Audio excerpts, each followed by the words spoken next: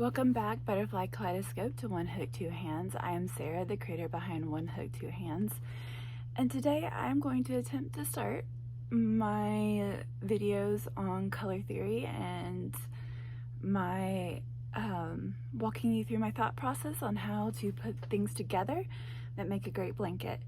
For those of you who are new here, welcome. Sorry guys, the ring showing up in my glasses is kind of causing me a problem.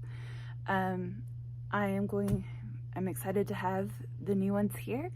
I call my subscribers butterflies because butterflies represent hope and joy to me, and every single one of you brings hope and joy into my life. For those of you who come on in and stay, I like to use the term kaleidoscope because that's what happens when they funnel down, that butterflies funnel down to rest as a group. And so if you are fluttering our way, I would greatly like if you would hit the like button or the subscribe if you choose to land there, because you like this video and want to see more. To all of my butterflies, welcome back. I'm so glad you're here. And today, guys, I really am going to try to do the color theory video. So when we have talked in the past, several people, because I've talked about blankets, I've talked about how I have put stuff together, and I had several questions about color theory and just how do I get to what I choose to put together. And so I'm going to try, I have a, if I don't mess it up, trying to touch it right here, I have a version of the color wheel in yarn. So my most complete set of yarn is I Love This Cotton from Hobby Lobby. I have literally almost every color or every colorway. There's a few that I don't have certain tones in a color, but I have almost every color or have used almost every color in a project. And I say that because there's a few that I'm currently out of because I've used them up, but I still technically have them, so I can kind of use them for this video. But we are going to talk about primary, we're going to talk about color theory, what it is, a little history, just a little bit, what that looks like in actual yarn, and then talk about how I put blankets together. So we'll do some with the yarn that I've got on my desk, we'll do some with actual blanket projects that you've seen recently, or ones that I am currently working on, and we will talk about how I put those together and why. So to get started, and I have notes here, what is color theory or traditional color theory? It is a historical body of knowledge describing the behavior of colors, namely in color mixing, color contrast effects, color harmony, and color schemes, and color symbolism. And that's from Wikipedia. While some attribute it back to Aristotle's On Colors or Bharat's Natya Sastra, and I hope I said that last one right. I know how to say it properly, however, my brain is not braining and my pronunciation is not pronunciating. So to the Hindis who may be watching this, please forgive me for the horrible pronunciation of that. I can do better, but it's just not working right now. My chronic illness, nerve illness is acting up, and it's just not letting me do that right now. But some attribute it back to those two bodies of work. However, it became formalized at the start of the 18th century with Isaac Newton's color theory. And basically what color theory does is it uses the color wheel to choose colors that work together, contrast, make good accents.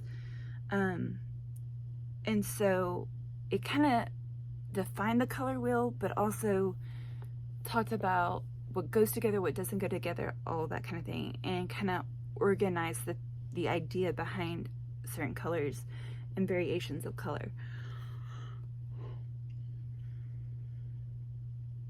The color wheel is defined as the way primary, secondary, and tertiary colors relate to each other. And so we're going to talk about how to look at the color wheel and how to use it in coming up with our blankets and things like that. So to do that, I'm going to try to flip you guys down here a little bit so you can see my lovely yarn color wheel. I think you can kind of see the red, blue, and my red is sort of not there, but so this side is not, but hold on, maybe a little more. You can see it, but I've got my red, blue, yellow right here. So starting with the basic parts of the color wheel, you start with red, blue, and yellow. Those are your primary colors. They can't be divvied. Basically, your primary colors are colors that cannot be deviated out into a separate color. Yes, they may be able to be, you can add either white or black to them and make them darker or lighter, but you can't actually parse them out any further. And that's red, blue, and yellow. So we start there. Next come your secondary colors. Your secondary colors are what happen when you mix your primary colors. So your purple, your green, and your orange.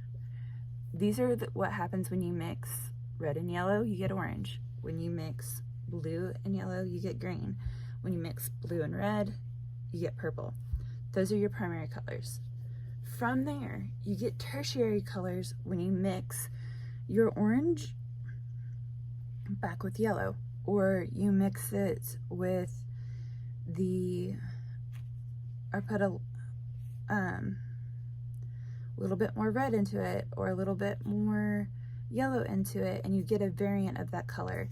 So like, for example, this actually has a little bit more of the red in it, and you get this color of orange. Whereas you would get a different color if you added more yellow to this orange, and I don't quite have that yellow or that orange here, but that is an example of a tertiary color. A great example of a tertiary color would be this dusty purple color if you were to add blue to it, or like this deep teal, not deep teal, hold on.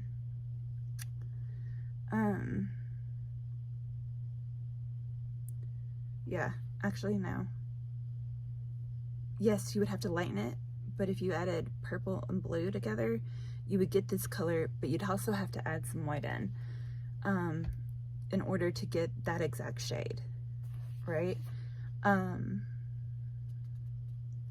Blue and yellow, you might get, with these exact shades, you might get this green. And so if you were to add this green with a little bit more yellow, you're more likely to get more of a sage color. Whereas if you were to add more blue to it, well, like that, you would get the dark green. I'm just kind of playing around because this is the yarn I have, guys. But this is just kind of a basic example of looking at all the yarns I have and then how to do it. Now, what happens is you can either add black to your blue and get a darker blue, or you could add a lot of white to, say, your teal here, and you'd get a lighter blue like this one. That's called shading. And so you might get multiple different shades of the same color just based on whether you add black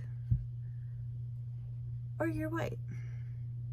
Or sorry, that's my off-white. This is my pure white to it. But then you have your neutrals. Your neutrals are your black, gray, white, and brown. Brown is really when, technically you could put brown right here, because if you mixed red, blue, and yellow, you would get brown. That's how you get your brown color. And then again, various shades of that. And so how do you make a blanket?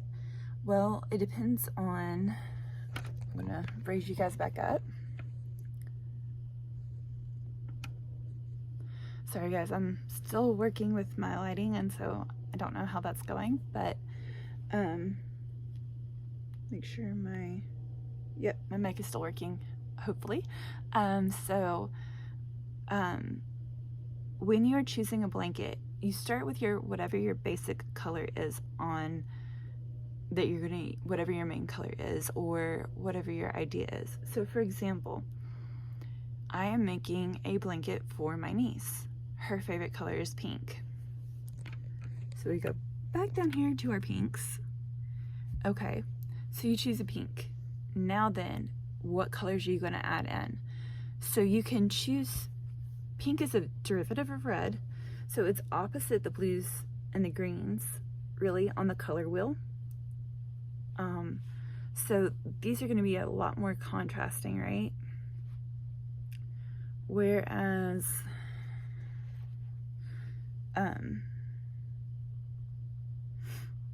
if you were to, I'm trying to think of this, you know, you're gonna have a much deeper contrast if you add a blue to a pink because of where they are, or a green is gonna be kind of a contrast, but they're also gonna complement each other. So for example, when it comes to purple, you can use orange, and they're gonna be opposite, not complementary, but antagonistic, but in the right amounts can work really well together. Just to name a few, right? Let's see.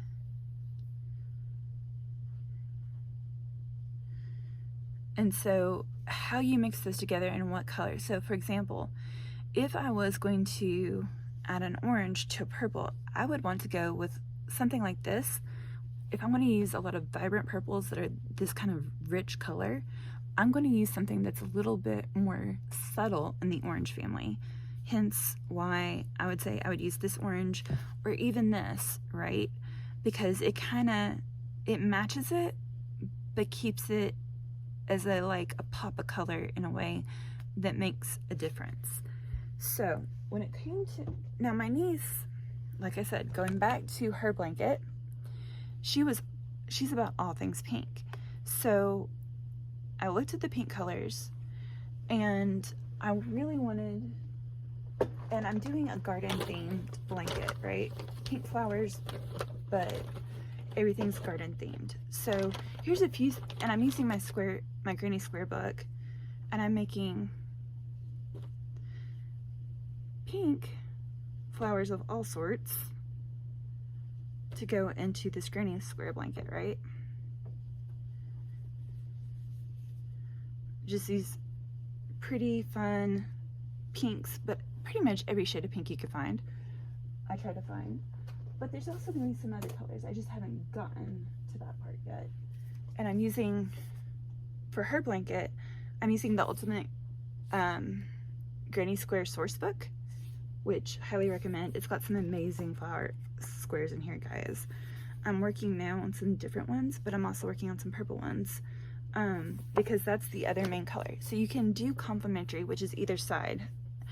But since I'm doing flowers, yellow, which is next to red, which pink is a variant of, I'm using yellow for a lot of the centers to make up the flowers. So yellow's already involved. So I wanted to get her other favorite color is purple. So I wanted to get purple involved, and I am in the process of that. I don't have any squares fully made up yet. But as you can see, I do have the center of one flower square made that is purple. But every square in this blanket is going to be edged with the same pink. So it's a very light pink so that it won't be very antagonistic if I use a purple or blue, right? And so it's important that you find kind of the neutrals, even in the shade, like the main shade you're using, to kind of help, or whatever neutral you're using. In a different blanket, using the same book, I am using woods, because I'm doing this one in cotton, I'm using wood as my neutral. Woods is my neutral. And it's got some green and brown flecks in it, because we're doing flowers and garden theme. You know, it definitely centers it, and I'm edging with everything with that, and it definitely calms things down. And so I'm kind of using this as the main neutral in any square that I need. So if it's calling for like a white or a black or a brown, I pull that one out. But back to my niece's blanket. like I said, I'm using 2, and the other yellow is still over there. Bear with me one second, guys. But I have this other yellow over here in the basket. But I can't. So, based on the vibrancy of the flower that I am doing, because for example, we have a very bright pink, right, flower here. So the center that I did was very much a more neutral yellow. Now there is one other yellow, but it's actually in one of my other blanket bags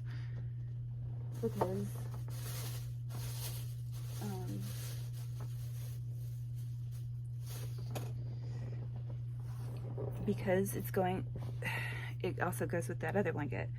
But the other yellow is much more of like a calm, neutral, fade into the background yellow, which complements the bright pink, right? Putting a bright yellow like this one right next to a bright pink, yeah, it's gonna pop, but there's not gonna be any space really for the flower to breathe. And you kind of want to have the flower to breathe so that the focus is on the bright pink. And so choosing a different color for the center can make a difference. I also have this lighter, it's called Butter.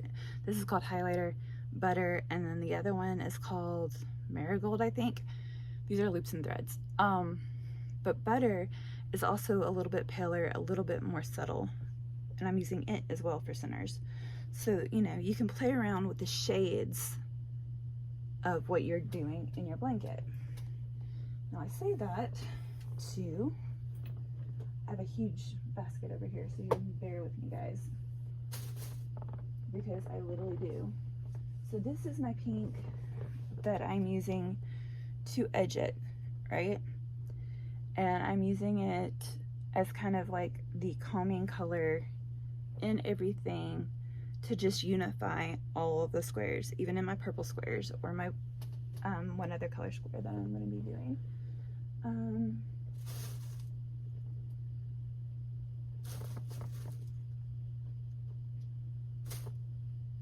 So I have some more subtle pinks. Like this is still vibrant, but it is definitely a softer shade. Same thing can be said of this. This could be considered neon, but it's still softer than the other bright pink, right? Whereas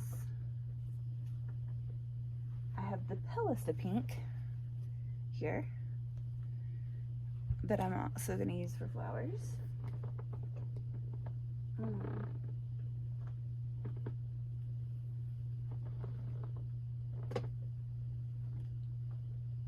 Sorry, I've got this all in a huge... Okay. By the way, if you're going to be making a blanket, and you're going to make a blanket with multiple different colors where you have like 18 balls or more of yarn to choose from the colors variations that you're going to be using, highly recommend going to the Dollar Tree, get some of their $6 laundry baskets. They make great project baskets for big projects, because this is shade 4, this is shade 5. Well, technically this is outside of the edging. This is shade 5, this is shade 6, and this is shade 7. So those are all of my pinks, and I wanted to use as many pinks as I could find. These are either loops and threads, or I love this yarn. And then I got a couple of purples, and I have a few more purples. I just haven't put them in this basket, but I've got these 2 shades from Loops and Threads. Now I do have other purples because purple is my favorite color, and so I have pretty much every shade of purple too that you can want, and they too will be going into this blanket for my niece. Also, I did get 2 variegated, and I think it's worth showing off, but I got this one, which I really like. They didn't have a color name for it the last time I checked, And then they had this one. And just definitely feels like a rose garden, right? And I want to make sure her garden is just that, a garden. And so I'm trying to decide what squares or flowers I'm using from the book to make sure that I have the right colors in it, but you've got to also match some more neutral pale colors to the brighter vibrancy colors, because you want to make sure that your eye is getting a little bit of a rest and can actually see what you're making, versus where blankets, when they're all so bright and also there's no breaking up of color, it can cause you to like just white it out almost mentally, because there's just too much. Which is why I say, like, that's why this shows up well, is because I've got the pale pink here, and then I've got the variegated over here. And so again, you have to kind of choose what you're doing. And then, let's see, I'm going to bring a different project up. So most of you have seen my more recent blanket that I did. That was very much a fall blanket, where I was looking to make a very fall looking blanket. So other than this, I did have a yellow that was almost this color, so I'm going to use this ball to show my point. But I was looking for fall. Well, what do we think about fall? Pumpkins, the color like the burnt orange. We think of deep greens or faded greens, and like I said, like a more goldy yellow. So for that, I used leaf green from Loops and Threads. I used their sage green.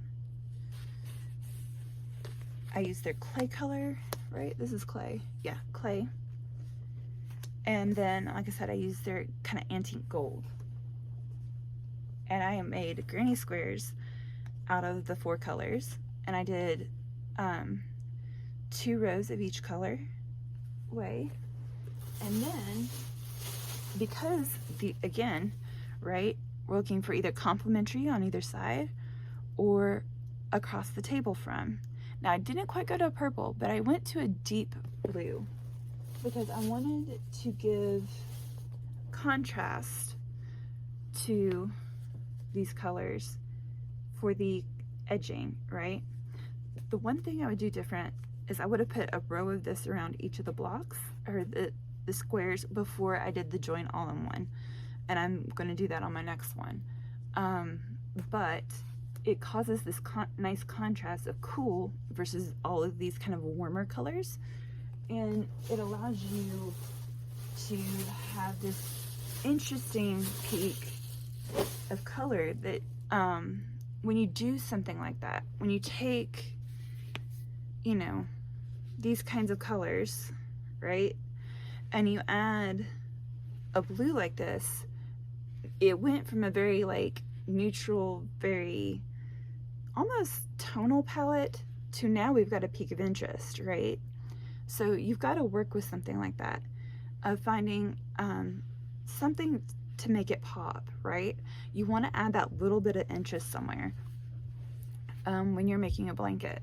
So that's another idea of how to play with those colors. I've got a blanket that I'm not going to show you too much of just yet because it's a shh project as well. Although my niece is still young enough, she's not going to get on the internet and find out about her blanket before too soon. However, when it comes to this other blanket, I am making it for my parents, and their favorite colors are blue and green. So I went to, and I needed a lot of colors. I needed 14. So I decided to do 7 blue, 7 green, and do every variant, right? So I also pulled out things like this that have variation of blue, because I don't know if you can see that better, but this has blue, green, and pink in it, which to me represents the princess too. So, you know, add something like that in there. But I used other colors that had those same core colors, but they had variation to them. And you can do that as well, but you need to be mindful of it not having too many really harsh colors or really varying colors. If you're going to try to stay in the same family, you need to be aware of where do you draw the line, how much is too much. Again, really the way to think about it is, okay, if I'm going to stay in blues and greens, if I use the yellow, it needs to either be a pale yellow or a light yellow, because light does not necessarily mean pale. If I'm going to use an orange, it needs to be more on the monochrome end. If I'm going to have, you know, some reds or some other colors like that in it, it needs to be on the deeper side so it doesn't distract, where you can still see the blue or the green more than you do the red. And so it's a balancing act, and again, it all kind of depends on what you're doing. So this is my basic color theory and my color mixing and kind of sharing how to choose some palettes for different blankets. We are going to, going forward, we are going to be choosing to do some blankets, or when I do certain projects, I'm going to have a color theory section prep video that I'm going to do separate from the project itself, and talk about how I got to what I was choosing for that project, and kind of walk you through my thought process as I go, whether that's taking you with me to the store, whether that is taking you with me as I go through the store, like I said, go to the store and talk it out, bring you home, or as I go shopping in my own yarn store, my stash, as I talk you through what I'm using and why I'm using it. And so I'm going to try to do more of that as we go, to do like a 5-10 minute prep video and explain the thought process behind. And so get ready for those videos, because they are coming. But I thought I'd just take a minute, do a short video prep over here at the desk, and kind of talk you through that. So if you have any questions, if there's anything you want to know more about color theory, please let me know. Like I said, this is just kind of a quick and easy, what was on the top of my head kind of thing that I wanted to talk about, and kind of walk through. If there's anything that, hey, I'm thinking about doing a blanket, can you walk me through some color schemes on this, that, or the other? I'd be willing to. Just, again, I would love to hear your thoughts, and please feel free to comment down below, and I will see you guys in the next one. If you did enjoy today, please don't forget to like the video so that you more people will see this, as well as the algorithm will give you more videos like this. If you really enjoyed it, please hit the subscribe button and stay around and become a part of the community of butterflies. I'm trying to get to 500 right now, and when we do hit 500, I've got so far 3 gifts that I'm going to be giving away. One is a bag that I designed and made. One is a bag from my last craft fair that was really cool, and that it has butterflies on it. Well, let me just grab these, right? There's the butterfly bag. This is the little festival. It's inside out right now because I was trying to do some counting to like recreate the pattern, but this little festival bag, and then I'm going to give away some amigurumi that I've made. So, and you guys will see that in a later video. But if you have any questions, if there's anything that excites you about this, please let me know down below, and I will see you on the next one. Bye guys.